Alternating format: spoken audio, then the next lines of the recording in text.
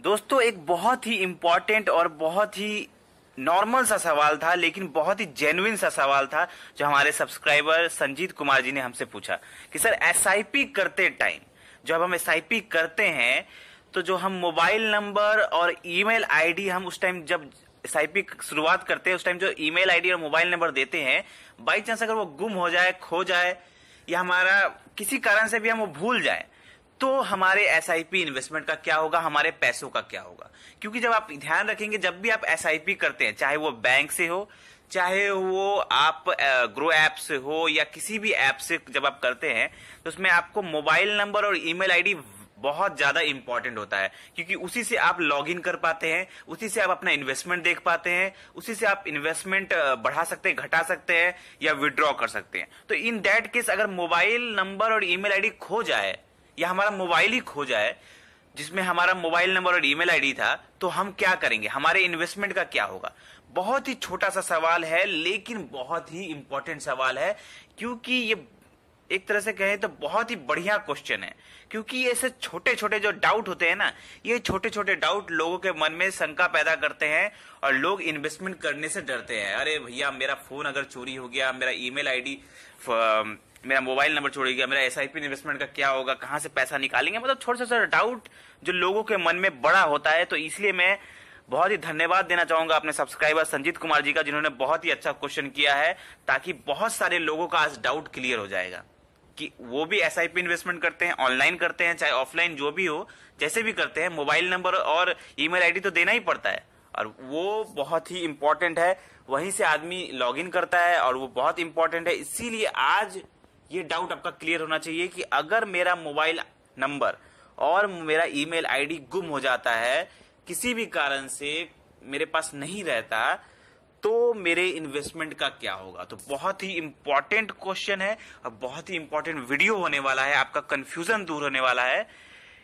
तो इस वीडियो के लास्ट तक बने रहे, बहुत ही अच्छा चीज मैं आपको आज बताने वाला हूं। ठीक है, तो चलिए समझ लेते हैं। सबसे पहले हम एक चीज की समझ लीजिए, आपने बैंक से अगर किया, जो कि मैंने एक वीडियो में बताया था, बैंक से नहीं करना चाहिए, क्योंकि बैंक से जब आप करते हैं तो आपको कुछ कमीशन जो रहता है वो देना पड़ जाता है लॉन्ग टर्म में बैंक वालों को एसआईपी में।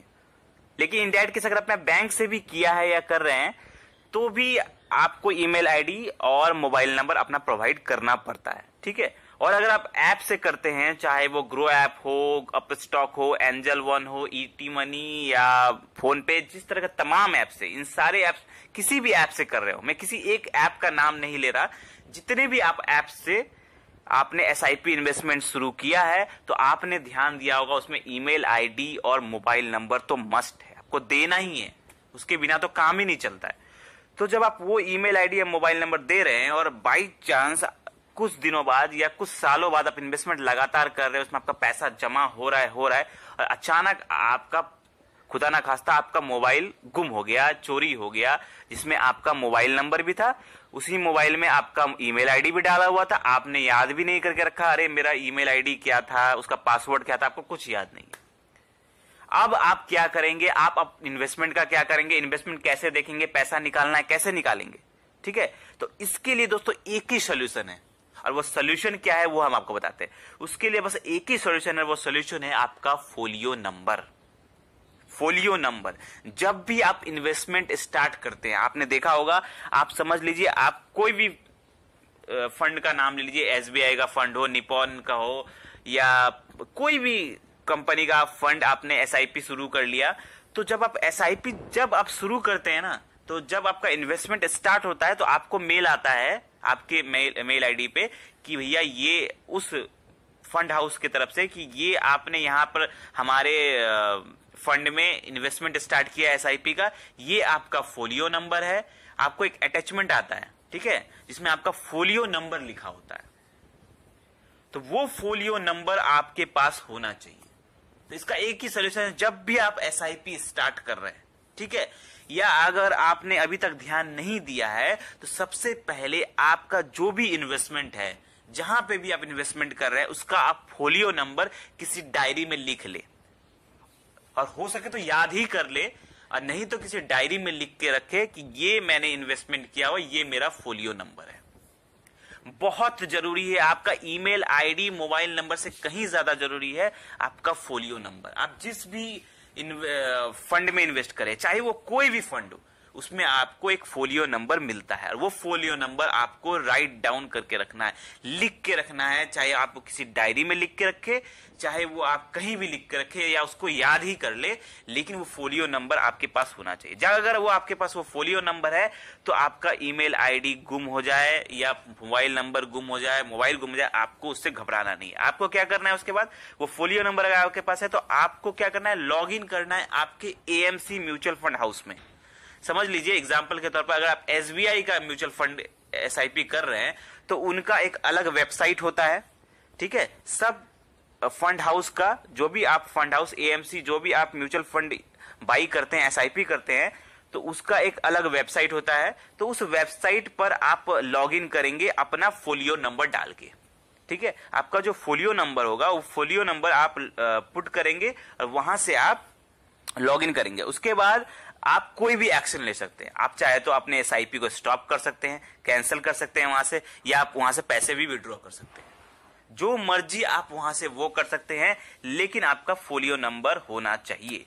और यहां तक कि आप ये भी कर सकते हैं कि आपने वो एएमसी पे लॉगिन किया अपने फोलियो नंबर देके, उसके बाद आप अपना ईमेल आईडी और मोबाइल नंबर नया डाल सकते हैं, वहां पे अपडेट कर सकते हैं कि मेरा मोबाइल नंबर तो गुम हो गया, तो हम एक नया ईमेल आईडी और एक नया मोबाइल नंबर वहां पे अपडेट कर सकते हैं। ये सब कुछ आप कर सकते हैं कैसे, अपने फोलियो नंबर से और अपने पैन नंबर से, उस वेबसाइट पर जाकर, ठीक है। कौन सा वेबसाइट, जिस भी फंड का आप एसआईपी कर रहे हैं उसका एक अलग वेबसाइट होता है। अगर समझ लीजिए आपने एसबीआई का किया है तो उनका एक अलग म्यूचुअल फंड वेबसाइट है।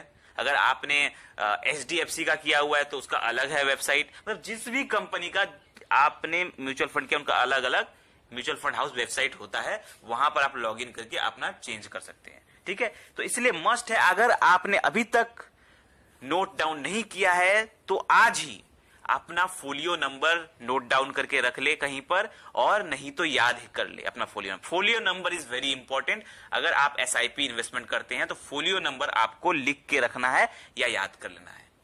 आई होप आपको ये डाउट क्लियर हो गया होगा कि अगर मेरा मोबाइल नंबर गुम हो जाए या ईमेल आईडी गुम हो जाए तो मेरे इन्वेस्टमेंट का क्या होगा। सब कुछ आपका फोलियो नंबर आपको बचाएगा। इसलिए फोलियो नंबर आपको राइट डाउन करके रख लेना है, आज ही करना है। अगर आपने अभी तक नहीं किया है, आज ही इसको राइट डाउन कहीं लिख के रख ले डायरी में या याद कर ले। कोई भी कंफ्यूजन अगर आपको अभी भी स्टिल लग रहा है इसके बारे में तो आप हमें कमेंट में पूछिए। वीडियो अच्छा लगा हो तो लाइक करें और ऐसे ही जबरदस्त फाइनेंशियल वीडियो पाने के लिए हमारे चैनल को सब्सक्राइब करें। धन्यवाद।